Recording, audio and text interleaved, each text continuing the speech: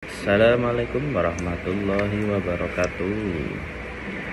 Pada kesempatan hari ini saya akan menjelaskan hasil esai yang telah saya kerjakan untuk memenuhi tugas ekonomi internasional, yaitu tentang pengaruh pas perang dagang Amerika Cina terhadap harga saham di Indonesia. Yang pertama, dalam era globalisasi ekonomi, hubungan antara negara-negara besar seperti Amerika Serikat dan Tiongkok memiliki dampak signifikan terhadap stabilitas pasar keuangan global. Kemudian ternyata pasar dagang yang berlangsung atau perang dagang yang berlangsung antara kedua negara Amerika dan Cina tersebut terjadi sejak 2018, telah menciptakan ketidakpastian yang meluas. Tidak hanya mengaruhi ekonomi domestik, tetapi juga menimbulkan efek domino ke negara-negara berkembang termasuk Indonesia. Kemudian di Indonesia sendiri, sebagian dari rantai pasok global dan mitra dagang utama bagi kedua negara adidaya tersebut mengalami tekanan pada sektor pasar modalnya. Ketegangan dagang ini telah menyebabkan fluktuasi pada indeks harga saham gabungan atau IHSG dan nilai tukar rupiah yang menjadi cerminan betapa sensitivitas pasar Indonesia terhadap dinamika internasional. Dalam contohnya pada Maret 2025, IHSG mengalami penurunan tajam hingga level ke harga 6.300. Kemudian untuk nilai tukar rupiahnya sendiri seharga 16.500. Sebagian besar dipicu oleh sentimen negatif global akibat eskalasi perang dagang. Kemudian kita bahas tentang pengertian perang dagang.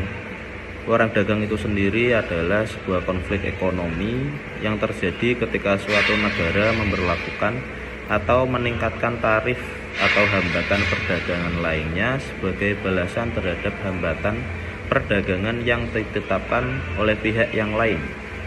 Perang dagang diakibatkan oleh kebijakan proteksionisme yang biasanya diberlakukan oleh suatu negara untuk melindungi produsen lokal, untuk mengembalikan lapangan pekerjaan dari luar negeri, atau akibat persepsi bahwa praktik dagang negara lain itu tidak adil dan perlu diseimbangkan dengan tarif.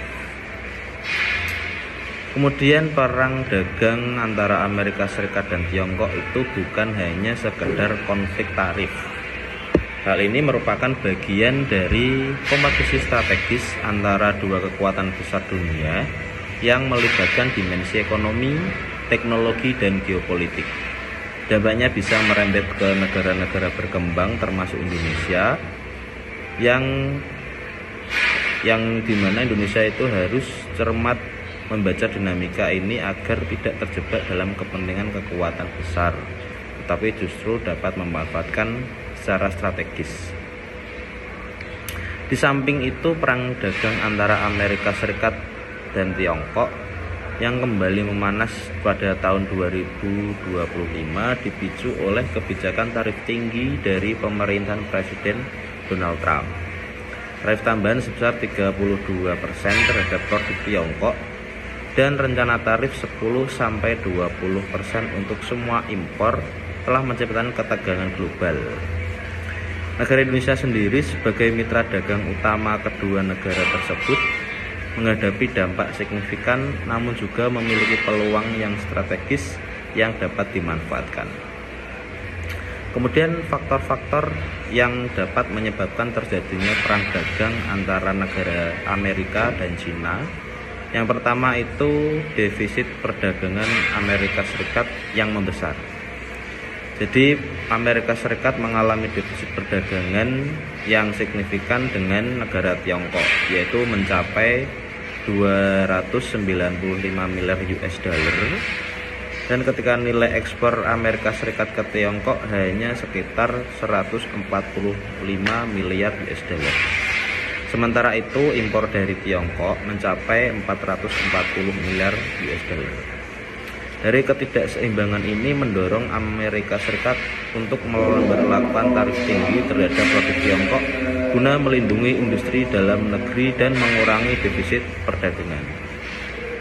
Yang nomor 2 adalah kebijakan proteksionisme America First, yaitu ketika pemerintahan Presiden Donald Trump menerapkan kebijakan proteksionisme dengan slogan America First, di mana tujuannya untuk mengurangi ketergantungan pada impor dan mengembalikan lapangan kerja ke dalam negeri. Pada April 2025, Amerika Serikat memberlakukan tarif tambahan sebesar 10% untuk hampir semua barang impor dan 34% untuk khusus produk-produk dari Tiongkok. Kemudian yang nomor 3 yaitu kekhawatiran terhadap kebangkitan ekonomi dan militer oleh negara Tiongkok. Pertumbuhan ekonomi Tiongkok yang konsisten dan peningkatan anggaran pertahanan sebesar 7,2% pada 2025 menimbulkan kekhawatiran di negara Amerika Serikat. Hal itu melihat kebangkitan Tiongkok sebagai ancaman strategis jangka panjang baik dari segi ekonomi maupun militer. Yang nomor 4 adalah persaingan dalam teknologi yang strategis. Negara Amerika Serikat khawatir dengan dominasi Tiongkok dalam teknologi strategis seperti semikonduktor dan kecerdasan buatan atau AI.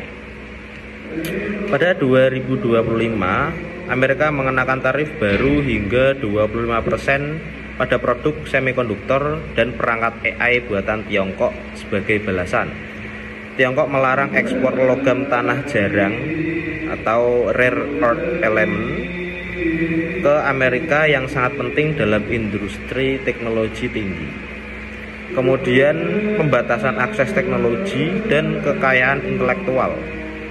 Amerika Serikat menuduh Tiongkok melakukan pencurian kekayaan intelektual dan memaksa transfer teknologi dari perusahaan-perusahaan Amerika Serikat yang beroperasi di Tiongkok. Sebagai respon, Amerika Serikat memberlakukan pembatasan terhadap perusahaan teknologi Tiongkok seperti Huawei dan melarang ekspor teknologi tertentu ke Tiongkok.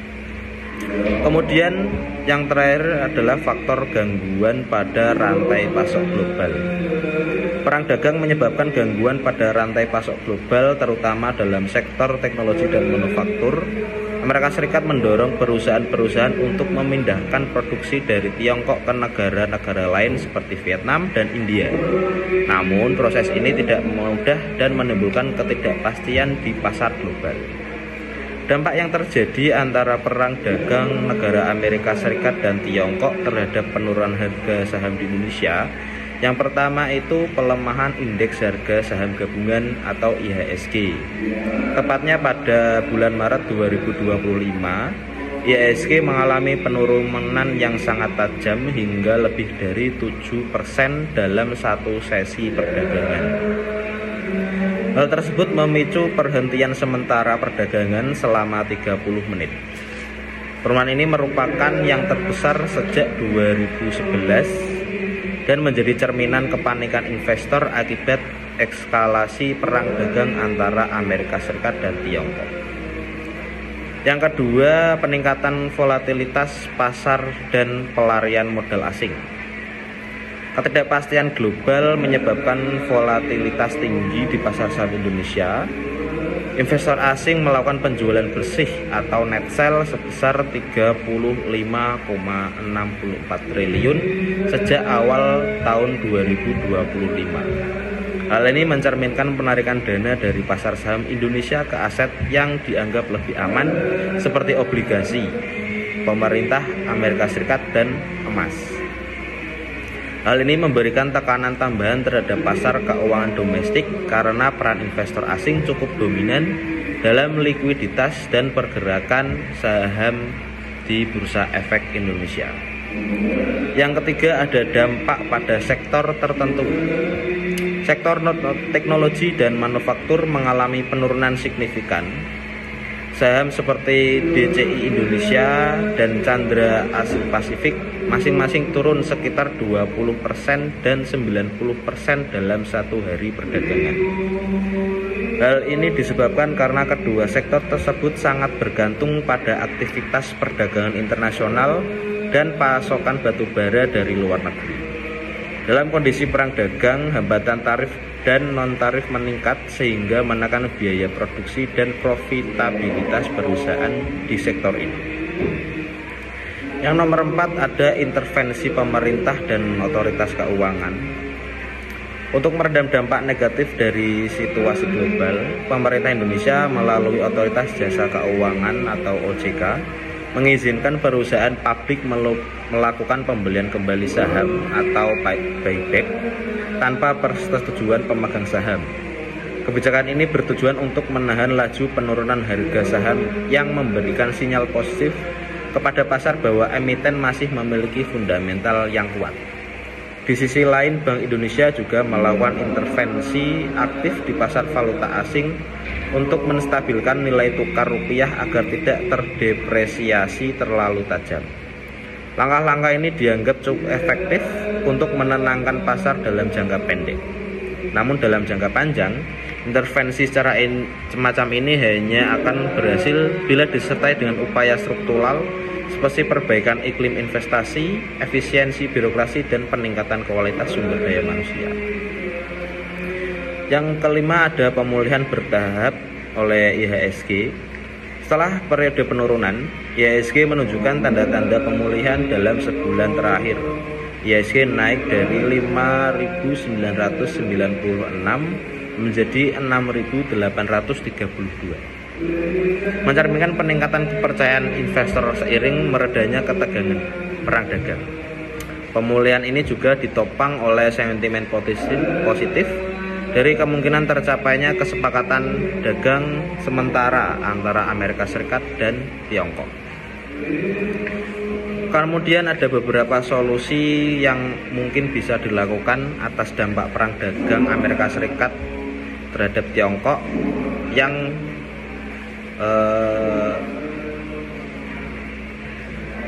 mempengaruhi harga saham di Indonesia. Yang pertama yaitu solusi dari sisi pemerintah. Ada diversifikasi mitra dagang internasional, yaitu pemerintahan perlu mengurangi ketergantungan terhadap dua negara besar seperti Amerika Serikat dan Tiongkok dengan memperluas kerjasama dagang ke kawasan lain seperti Asia Selatan, Timur Tengah, dan Afrika. Yang kedua, mendorong industrialisasi dan hilirisasi. Penguatan industri dalam negeri terutama sektor manufaktur dan teknologi akan mengurangi ketergantungan terhadap impor bahan baku dari Tiongkok dan Amerika Serikat. Dan selanjutnya ada reformasi kebijakan fiskal dan iklim investasi. Penyederhanaan perizinan, pemangkasan birokrasi, dan kepastian hukum akan membuat Indonesia lebih menarik bagi investor asing maupun lokal.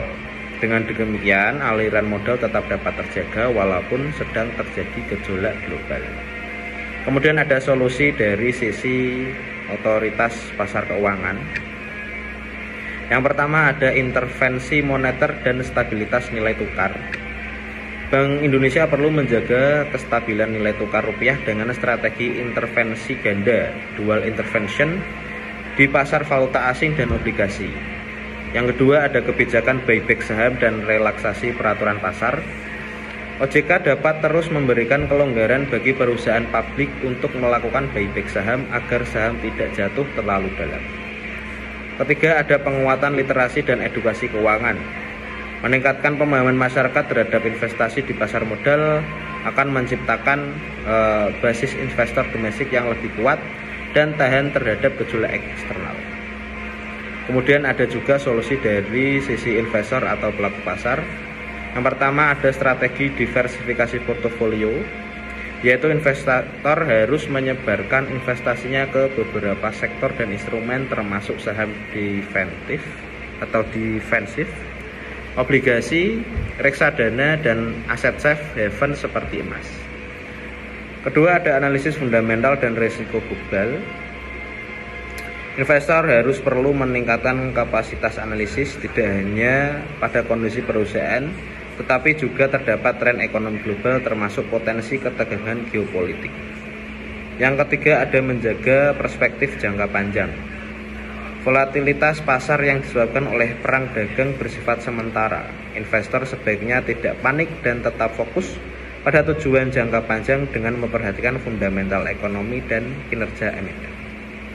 Dari beberapa hal yang sudah saya jelaskan, untuk kita ambil kesimpulan adalah perang dagang antara Amerika Serikat dan Tiongkok itu merupakan konflik ekonomi yang kompleks dan multidimensi, yang dapat melibatkan aspek tarif, proteksionisme, serta persaingan dalam bidang teknologi dan geopolitik. Konflik ini muncul akibat ketidakseimbangan perdagangan kebijakan America First, serta kekhawatiran terhadap kebangkitan ekonomi dan militer oleh negara Tiongkok. Ketegangan ini tidak hanya berdampak kepada dua negara saja, tetapi juga menyeret negara-negara lain, termasuk Indonesia sendiri. Di dalam dinamika ekonomi global yang tidak stabil ini, efek domino dari perang dagang terlihat jelas dalam penurunan indeks saham, meningkatnya volatilitas pasar, serta tekanan terhadap sektor-sektor yang bergantung pada perdagangan internasional. Dampak signifikan dari perang dagang terhadap ekonomi Indonesia menuntut respon strategis dari berbagai pihak, mulai dari pemerintah, otoritas keuangan, hingga pelaku pasar itu sendiri.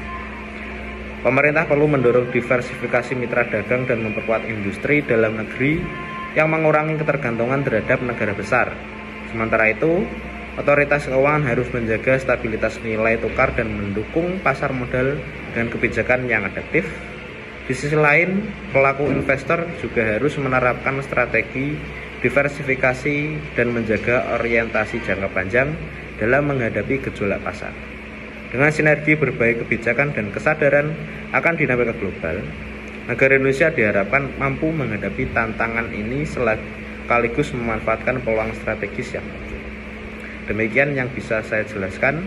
Selebihnya mohon maaf jika ada kesalahan. Saya akhiri. Assalamualaikum warahmatullahi wabarakatuh.